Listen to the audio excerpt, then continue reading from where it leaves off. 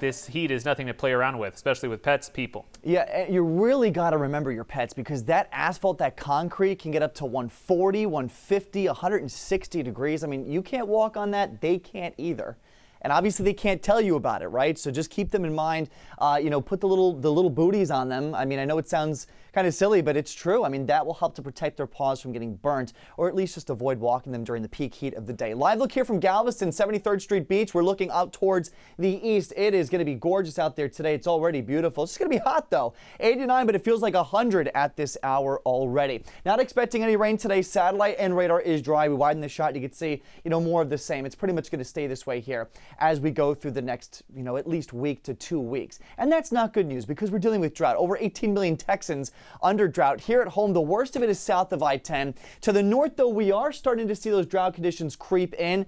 And as we look ahead through the next few months, we are expecting all of southeast Texas to experience some level of drought. The areas in the yellow here, that's where we're expecting drought conditions to develop as we go through the summertime months. And it's all connected to the current pattern that we've got in place. We showed this to you in the last half hour, right? This is what's driving the heat right now. Well, it's also driving the dry pattern, and here's why. We'll give you a different perspective now over towards the west coast.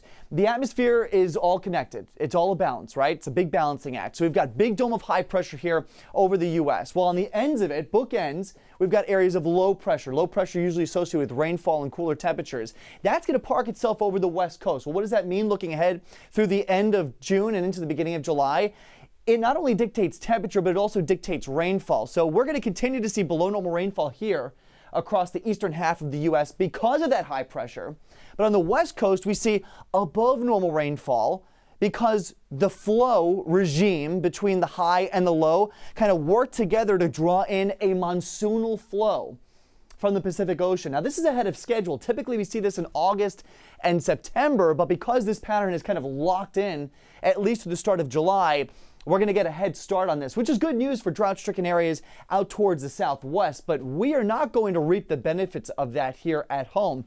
And as we look ahead, at least for the next 5 days, we're not expecting much of anything in terms of rainfall here in southeast Texas. So for today, it's the hottest day yet. High pressure still in place. Tomorrow we'll make another run at 100 degrees. And then tomorrow into Monday, you start to notice a little more haze in the atmosphere as some Saharan dust moves in. So there's a lot going on here with this map.